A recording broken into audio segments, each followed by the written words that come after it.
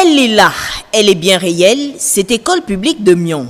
Dressée sur une superficie de 432 mètres carrés, cet établissement primaire qui accueille cette année académique près d'une centaine d'apprenants comprend entre autres bâtiments un bâtiment comprenant un cycle complet partant de la première année à la 5e année, un bureau du directeur, un bureau des enseignants, une salle de réunion entre le corps enseignant et les parents d'élèves et des logements pour enseignants. Lancés il y a 6 mois environ, les travaux de cette école estimés à près de 75 millions de nos francs sont le fruit d'un partenariat public-privé avec pour objectif principal donner une chance de réussite à tous les jeunes Gabonais. La question de l'école est une question centrale, c'est-à-dire la question des questions.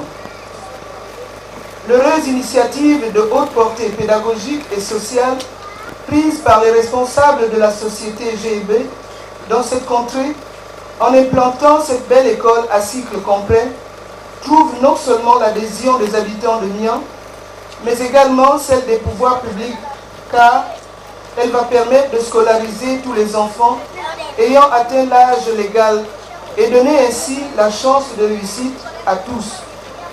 Ne dit-on pas que quand une école s'ouvre, c'est une prison qui se ferme? Hier un rêve, aujourd'hui une réalité.